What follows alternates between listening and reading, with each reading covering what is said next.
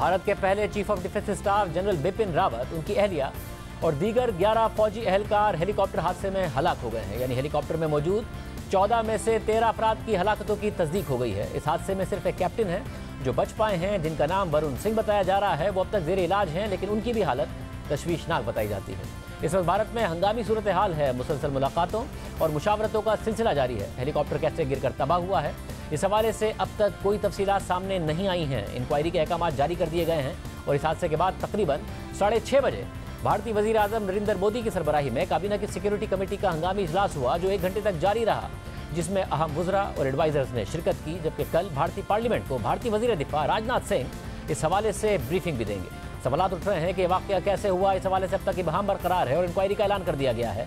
अहम बात यह है कि जब तकरीबन 12 बजे के बाद भारतीय चीफ ऑफ डिफेंस स्टाफ के हेलीकॉप्टर के गिरकर तबाह होने की खबरें सामने आईं, तो बहुत देर तक भारतीय हुकूमत की तरफ से इस मामले पर खामोशी थी। मुख्तलिफ तज्ज़ियाकार और सहाफ़ी इस खदशे का इजहार कर चुके थे कि इस हादसे में भारतीय फौजी कमांडर हलाक हो गए हैं, मगर भारतीय मीडिया फिर भी इस हवाले से उम्मीद जाहिर कर रहा था कि शायद मामला इसके बरक्स सामने आए, क्योंकि हुक्काम इस हवाले से कोई मालूमात नहीं दे रहे थे। मगर जहां हेलीकॉप्टर गिरकर तबाह हुआ था, वहां रेस्क्यू हुक्काम को जली हुई लाशें मिलना शुरू हो गई, जिसके बाद DNA के जरिए लाशों की शनाख्त की गई और फिर घंटों बाद तकरीबन 5:30 बजे भारतीय एयरफोर्स ने इस बात की तस्दीक कर दी कि भारतीय जनरल बिपिन रावत समेत 13 लोग इस हादसे में हलाक हो गए हैं। मुख्तलिफ सतह पर इस पर बात हो रही है, रद्दमल दिया जा रहा है। भारतीय वज़ीर आज़म नरेंद्र मोदी, वज़ीर दिफा राजनाथ सिंह, वज़ीर दाखिला अमित शाह और दीगर सियासतदानों ने इस मामले पर अफसोस का इजहार किया है। जबकि इस पूरे मामले पर पाकिस्तान के army chief general Qamar Javed Bajwa का रद्दमल भी सामने आया है। DDISPR के मुताबिक army chief general Qamar Javed Bajwa और chairman joint chief of staff committee general Nadeem Raza ने भारतीय डिफेंस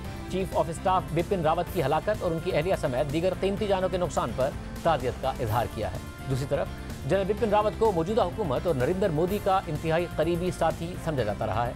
दिसंबर 2016 को भारतीय हुकूमत ने एक मुतनाज़ कदम उठाकर 2 सीनियर जनरलों को नज़रअंदाज करके जनरल बिपिन रावत को भारत का 27वां आर्मी चीफ तैनात किया था और फिर 2019 में उनकी रिटायरमेंट से पहले ही जनरल बिपिन रावत को भारतीय हुकूमत ने मुल्क का पहला चीफ ऑफ डिफेंस स्टाफ तैनात किया। इससे पहले भारत की फौजी क़यादत में ऐसा ओहदा मौजूद ही नहीं था। बाकायदा जनरल बिपिन रावत के लिए ये ओहदा 2019 में बनाया गया। 31 दिसंबर 2019 को जनरल बिपिन रावत भारतीय आर्मी चीफ की हैसियत से रिटायर होने वाले थे और उनकी रिटायरमेंट से सिर्फ 1 दिन पहले भारतीय वजारत दिफा ने एक नया ओहदा तश्कील देकर उन्हें चीफ ऑफ डिफेंस स्टाफ तैनात कर दिया और आर्मी, नेवी और एयरफोर्स रूल्स में तरमीम करके चीफ ऑफ डिफेंस स्टाफ की रिटायरमेंट की हद 65 साल मुकर्रर कर दी। जबकि भारत में आर्मी चीफ की मुद्दत मुलाजमत 3 साल की होती है और रिटायरमेंट की हद 62 साल है। तो इस तरह से नए चीफ ऑफ डिफेंस स्टाफ यानी बिपिन रावत को नए ओहदे पर मजीद 3 साल मिले और इस ओहदे पर जो उन्हें जिम्मेदारियां दी गई थी उसके तहत वो वजारत दिफा के मिलिट्री एडवाइज़र,